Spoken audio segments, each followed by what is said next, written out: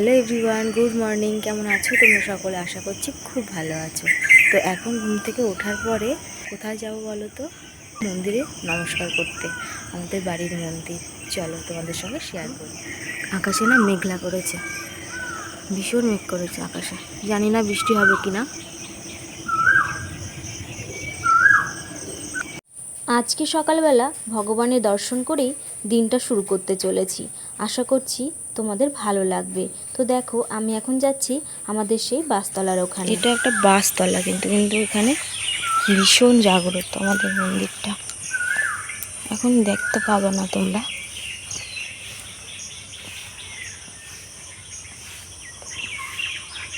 পরে এক সময় তোমাদের সাথে ভালো করে শেয়ার করবো।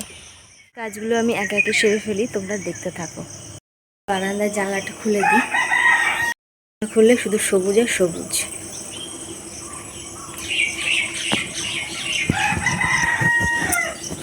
কত ভালো লাগছে, তাই না?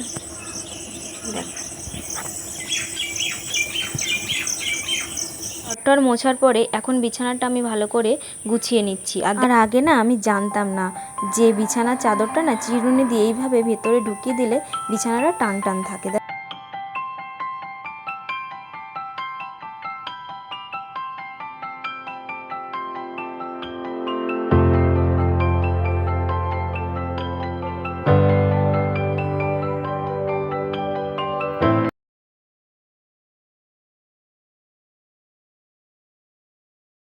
বিছানাটা এখন আমার সুন্দর করে গোছানো হয়ে গেছে, আর দেখো কত সুন্দর লাগছে। এখন আসলাম কলে জল নেওয়ার জন্য।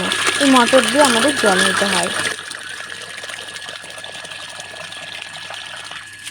এবার জল নেওয়া হয়ে গেছে, এবার ঘরে যে ঘরটা মুছে ফেলবো। তো দেখো, আমি ঘরে চলে এসেছি, আর এখন এই জলের মধ্যে একটু লাইজল দিয়ে দিলাম, দিয়ে ঘরটা মুছে নেব। এইটা দিলে না খুব সুন্দর গন্ধ হয় ঘরটা মোছার পরে, খুব সুন্দর স্মেল ছাড়ে।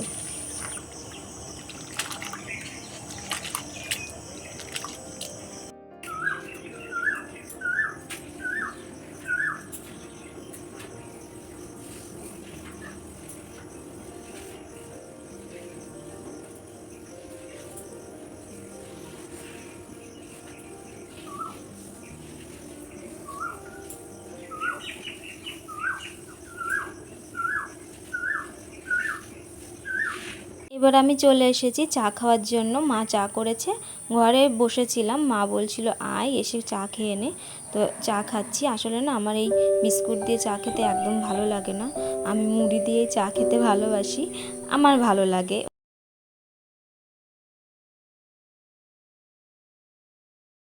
তোমরা দেখতে পাচ্ছ এখানে 2 বস্তা আলু আছে। কালকে বুধবার পাইকারি হাট, আর হাটে যাই হোক আমার একটু বেচা কিনা আছে, তা ভাবলাম একবারেই 2 বস্তা আলু নিয়ে আসি, তাই এখানে 2 বস্তা আলু আনা হয়েছে। এটা যেহেতু আমার বেশি দিন যাবে না, এখন গরম, আর গরমে লোকে ফুচকাটা কেমন খায় তোমরা জানো, তো একবারে ওই অল্প অল্প আনার চাইতে একবারে ভাবলাম 2 বস্তায় নিয়ে আসি, তাই এখানে 2 বস্তায় আলু আছে। হ্যাঁ, তোমরা দেখতে পাচ্ছ এই উনুনটা বানানো হচ্ছিল যখন তোমাদের দেখানো হয়েছে, কিন্তু এই উনুনটা আজকে নতুন ব্যবহার করছি। এটাকে জ্বালিয়ে দেখি কেমন জ্বলে। সুন্দর হয়েছে উনুনটা, মনে হচ্ছে তো ভালোই জ্বলবে। সকালবেলা তো সিদ্ধ ভাত খাওয়া হবে, তা ওই জন্য মা ডালটা সিদ্ধ করে নিচ্ছে, ডাল দিয়েই খাওয়া হবে। আর ডিম ভাজা করব, আমি ডিম ভাজা দিয়ে খাবো, আর ভাই খাবে ডিম সিদ্ধ দিয়ে, ভাজা খেতে চাই না। এখন আমি ডিমটা ভেজে নেব।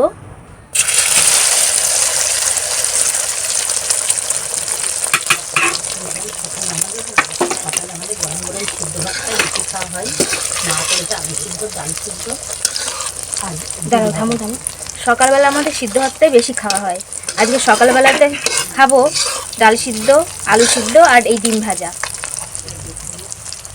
আমার তো বেশ লাগে সকালবেলা সিদ্ধ ভাত খেতে। আজকে বাজার থেকে এমন কিছু বেশি আনা হয়নি, সবই আছে ঘরে, তবুও লাগবে। এটা 1 প্যাকেট বিট লবণ, 2টো তেল আনা হলো, 1 প্যাকেট বাদাম, এটা শুধু আজকের জন্য, 2 প্যাকেট সুজি, ক্যারি প্যাকেটটা লাগবে, আছে তবু কিছুটা লাগবে এর জন্য। আর একটু পেঁয়াজ আর লঙ্কা।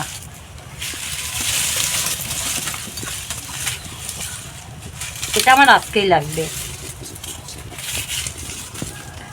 আমি রোজেরটা রোজই আনতে হয় বাজারে।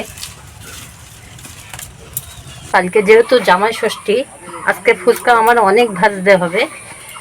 তো এখানে 3 কেজি আটা মাখাইছি। এটা ভাজার পরে আবার আটা মাখাবো।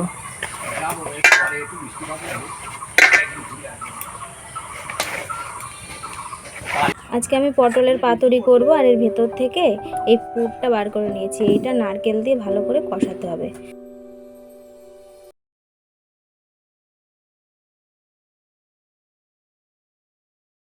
হ্যাঁ, তোমাদের বললাম আমি 3 কেজি আটা মাখাইছি। এই যে সেই গুচিটা এইভাবে লম্বা করতে হয় প্রথমে। এর আগেও তোমাদের দেখাইছি। এটা এরকম লম্বা করে, তারপরে এইভাবে প্রথমে এরকম লম্বা করতে হয়, তারপরে এইভাবে গুচি কাটতে হয়।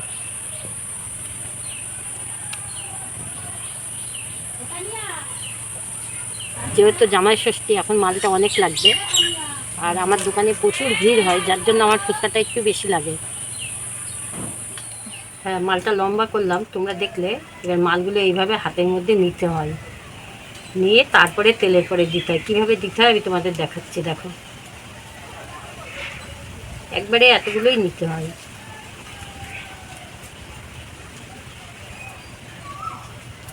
হ্যাঁ, এবার কীভাবে তেলের মধ্যে দিচ্ছি দেখো।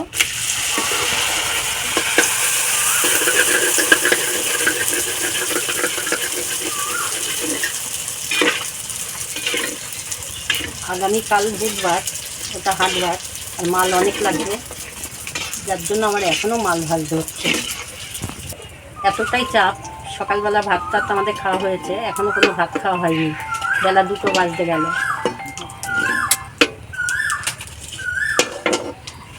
মাল ভাজা হচ্ছেই। কতগুলো মাল ভাজলো সকাল থেকে, চলো তোমাদেরকে দেখাই। এই যে দেখছো এতগুলো ফুচকা মা ভেজেছে। এরকম ফুচকা আরও 1 প্যাকেট ঘরে রয়েছে। এরপরে আরও 1 প্যাকেট এরকম ভাজবে।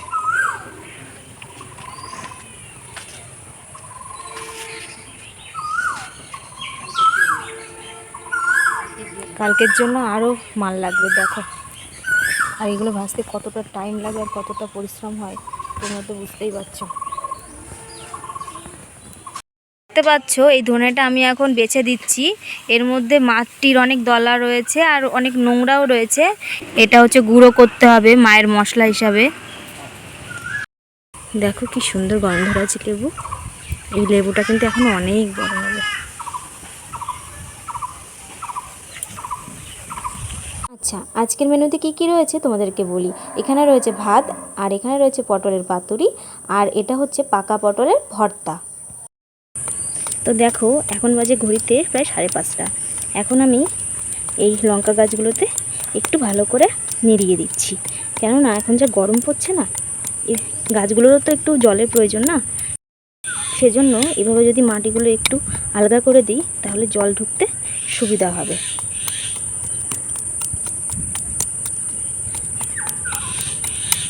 আমাদের যেমন বাঁচার জন্য জলের প্রয়োজন, গাছেরও কিন্তু প্রয়োজন। তো সেদিকেও খেয়াল রাখা উচিত আমাদের সকলের। তোমরা কি কিছু লক্ষ্য করতে পারছো? দেখো আকাশে একটা ঘুড়ি উঠছে, আর এই ঘুড়িটা উঠতে দেখে আমার একটা কবিতার কথা খুব মনে পড়ছে। তো এই কবিতাটা তোমাদেরকে আমি শুনিয়েই দিই। কবিতাটি কবি আবুল হোসেনের লেখা।